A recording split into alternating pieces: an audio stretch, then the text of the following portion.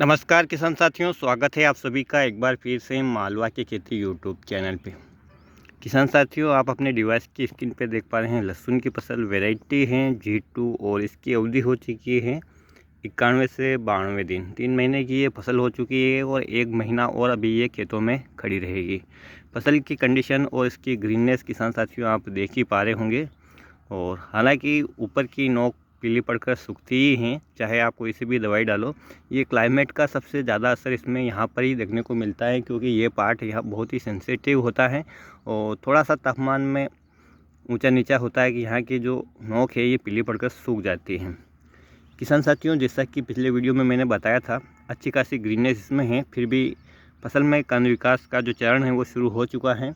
और इसमें मैंने कल फव्वारा इरिगेशन में किसान साथियों कैल्शियम नाइट्रेट का प्रयोग किया है और 1 एकड़ का प्लॉट है, 15 किलो मैंने कैल्शियम नाइट्रेट लिया है और इसकी 1 से 2 सिंचाई और होने वाली हैं।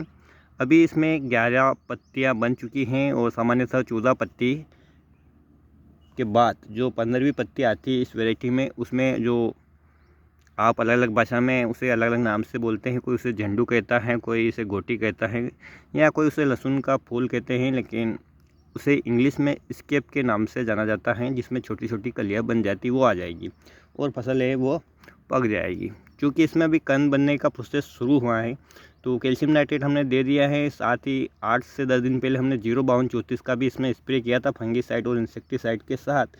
तो अब इसमें 2 से 4 दिन बाद जब खेत में नमी रहेगी तभी हम इसमें किसान साथियों जो K20 पोटास आता है उसका प्रयोग करेंगे, जिसके बारे में मैंने पिछले वीडियो में भी आपको बताया था।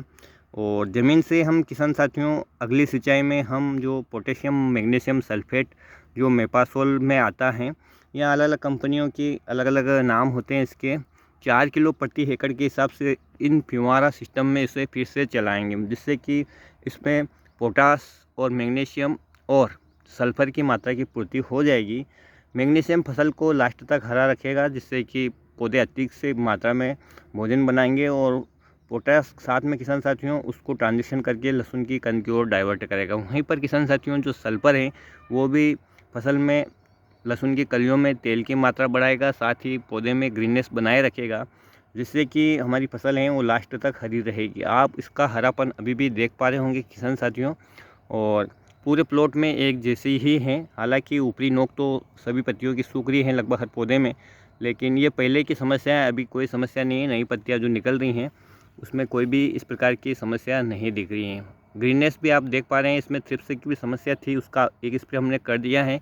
और जब कल ये स्प्रिंकलर सिस्टम चल रहे थे किसान साथियों तो हमने घर पे एक माइक्रो न्यूट्रेंट बनाया था, उसका प्रयोग भी हमने किया है, जिसमें वेस्ट डिकम्पोजर के साथ किसान साथियों कीटनाशक के रूप में हमने उसमें गौमूत्र भी मिला दिया था। साथ ही उसमें कॉपर के जो कुछ बर्तन टूटे फूटे थे उनके टुकड़े डाल दिए। आयरन के लिए हमने उसमें लोहे के टुकड़े डाल दिए थे। और इस प्रकार से अलग अलग जो धातुएं हैं, जैसे जिंक के लिए हमने उसमें बैटरी में निकलने वाली जो जिंक की प्लेटें होती हैं वो डाल दी थी, जिससे कि एक नेचुरल रूप से माइक्रो न्यूट्रिएंट का मिक्सर हमारे पास तैयार हो गया था।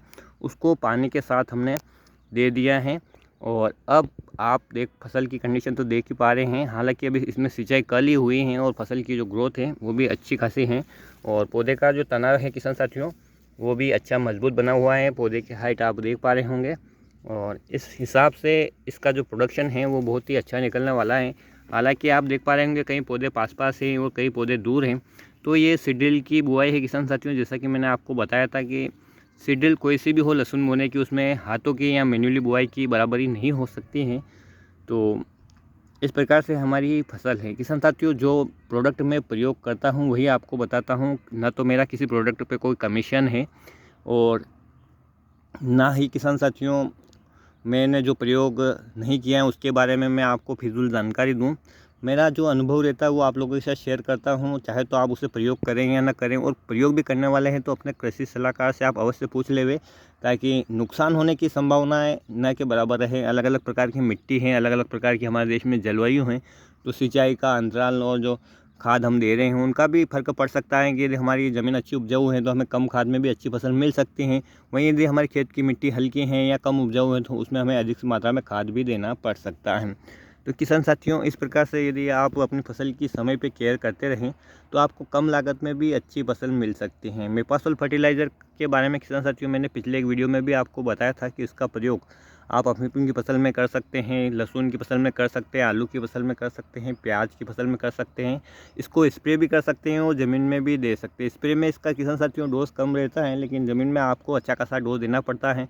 4 किलो से 5 किलो प्रति एकड़ आप ज़मीन में दे दीजिए। पानी के साथ चलाएंगे तो बहुत अच्छा रहेगा, क्योंकि ये एक वाटर सोल्यूबल फर्टिलाइज़र हैं और किसान साथियों लीचिंग होने की संभावना भी यदि आप पानी के साथ देते हैं तो बहुत कम रहती है।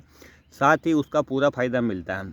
किसान साथियों, स्प्रे में इसका डोज अलग रहता है। यदि आप अलग अलग कंपनी के लेते हैं तो आप प्रयोग कर सकते हैं, और स्प्रे भी इसको कर सकते हैं। सिंगल रूप से स्प्रे करेंगे तो बहुत ही अच्छे रिजल्ट मिलेंगे। हाँ, इंसेक्टिसाइड को भी मिला सकते हैं।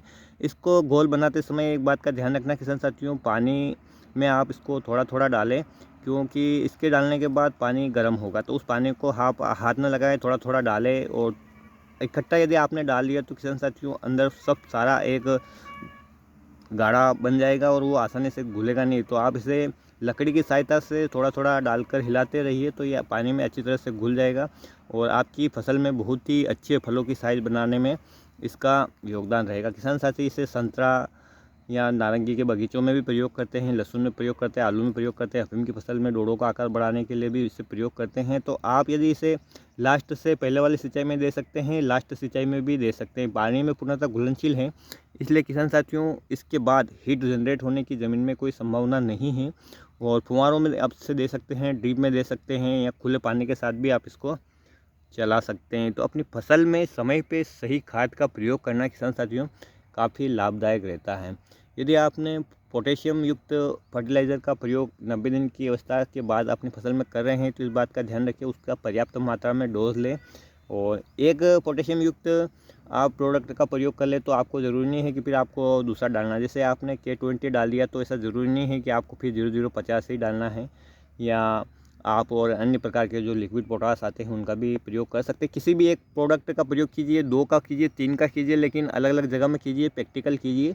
जिसके अच्छे रिजल्ट मिले अगले साल के लिए उसे याद रखिए, डायरी में नोट कर ले कि हाँ इससे मुझे इतना फ़र्क दिखा, इसको प्रयोग करना लाभदायक है। तभी आपको सही प्रोडक्ट का पता चल पाएगा। सही समय पे सही मात्रा में सही दवाई देने से किसान साथियों सही रिजल्ट मिलते हैं। वहीं यदि समय निकलने के बाद अधिक मात्रा में भी आपको कोई खाद दवाई डालते हैं तो उसका भी पूरा फ़ायदा देखने को नहीं मिलता है, साथ ही लागत तो आ जाती है, फ़ायदा भी कम देखने को मिलता है। तो इस बात का आपको ध्यान रखना है कि जब भी आप चाहे थ्रिप्स की दवाई का स्प्रे करें, फंगस की दवाई का स्प्रे करें, या कोई वाटर सोल्यूबल फर्टिलाइज़र स्प्रे करें, या कुछ भी आप अपने खेत में डाल रहे हैं तो उसका समय पे सही मात्रा में प्रयोग करें और सही कंपनी का आप लें। यदि कंपनी आपने लोकल ले ली तो किसान साथी हो सकता है कि वो प्रोडक्ट सही नहीं हो और आपको कोई रिज़ल्ट ना मिले, आपको उसे डालने का समय भी निकल जाए, आपकी लागत भी लग जाए और आपकी फसल को भी फ़ायदा ना हो। सही कंपनी से मतलब किसान साथियों एक ही दवाई अलग अलग कंपनियां बनाती हैं, उनके प्राइस में भी अंतर रहता है तो उनके रिज़ल्ट में भी अंतर रहता है। तो एक जेन्युइन कंपनियों की दवाई लीजिए, उनका सही मात्रा में प्रयोग कीजिए। आवश्यकता से अधिक आपकी फसल को नुकसान हो सकता है, आवश्यकता से यदि आप कम लेते हैं तो आपकी फसल को कोई फ़ायदा नहीं होता है, आपको फिर से रिपीट स्प्रे करना पड़ सकता है, तो आपकी लागत काफ़ी बढ़ जाती है। तो इस बात का आपको ध्यान रखना है। किसान साथियों, इस खेती विषय में कोई भी परफेक्ट नहीं है। आज भी कई कृषि वैज्ञानिक हैं लेकिन वो भी सीख ही रहे हैं, और हम तो किसान हैं, अनुभव से सीखते हैं।